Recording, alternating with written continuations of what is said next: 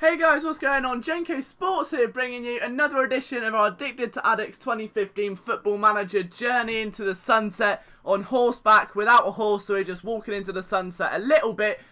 We're back, and I'm a little bit tired because last night, for those of you who weren't there, we went off, didn't we? We had a bit of a party on the live stream with no face cam because XSplit decided to blow up.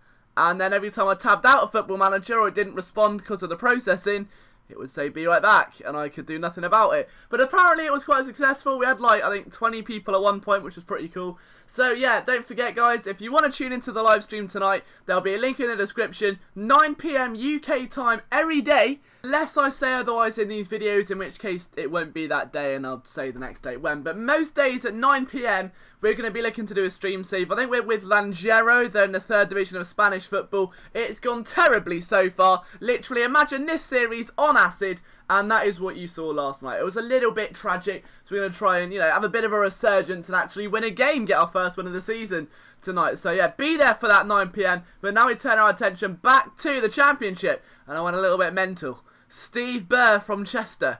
He wasn't starting Maloney as much as I'd like. He started getting all sassy on me. He started saying, look Liam, I'll start him when I want. He's got a bit of a problem. I was like, what do you mean he's got a problem? He's perfectly healthy, left ear, good fitness, stats were going up in training. And he was like, no Liam, he won't stop eating cheeseburgers. We know he should be on kebabs. It's all about the gains, the protein. He's got to be bulking on the protein.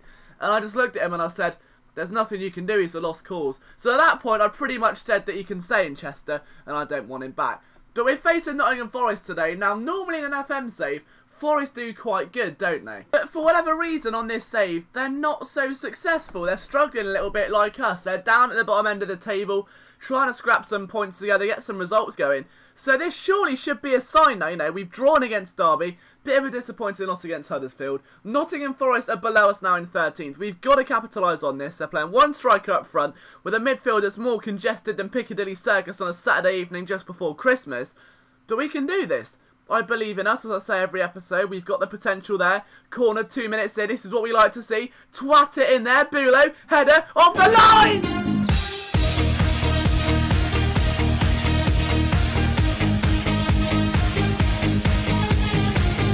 I never thought I'd see the day where Tal Ben-Aim scores a goal, but the now British citizen has just made my willy tingle. That was brilliant. His composure there, he's pretty much done a Heskey for Bolton, but the positioning was fantastic. And I'd almost scored. Henderson's made a save. He hasn't let it in, has he? He hasn't. He's kept hold of it. Good boy. Henderson's improving. I think there's been a bit of a resurgence now. Everyone wants to keep Stephen Henderson at the club. We've got another corner. Is this fate? Make it 2-0 from 2 corners. It's been cleared out, but only as far as our star man. Twat it back in there. Bulo, can he find Verticale? It's off the post. Hit it! It hit the shot! Oh, and he couldn't do it. He just decided to smack it in the back of the defender's skull instead. I don't blame him. Maybe there's a bit of hatred between the two. But 1-0 up at half-time. We've got this in the bag. This is looking much better. There hasn't been many highlights.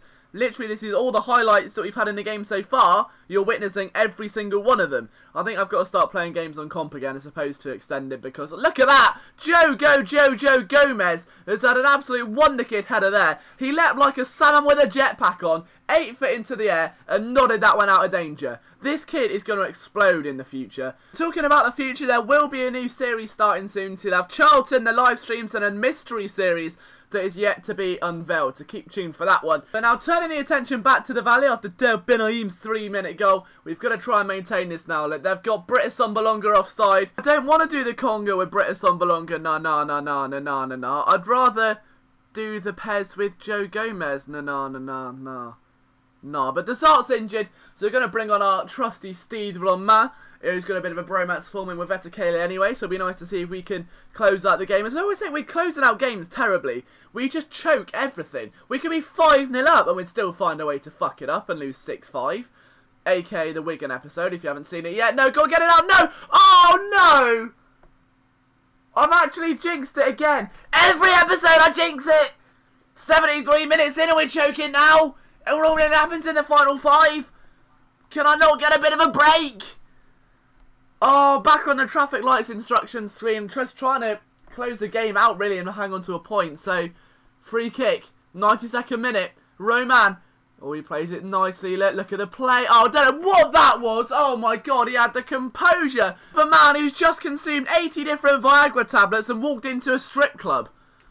Christ almighty. A 1-1 draw. It's not the end of the world. It could be a lot worse, I suppose. I mean, we're still hanging in there in 12th. We're getting some results now at 2 points from the last 4 games. Isn't too good. Now, Vetakele got a slight fitness concern. Now, what I'm assuming that is that he's actually been quite busy over the Christmas period. And, you know, he's missed a few episodes of EastEnders. He wants to know who killed Lucy. We all do.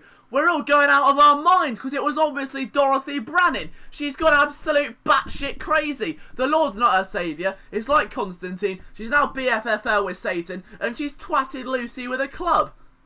But that's besides the point. That's why Vetakele's gone to watch. You know, he's not really needing fitness at all. He just wants to go sit home and catch up and find out who killed Lucy. But if you have enjoyed this episode, guys, please leave a like below. They help me so much. It's great to see now that we're like hitting over 10 every episode.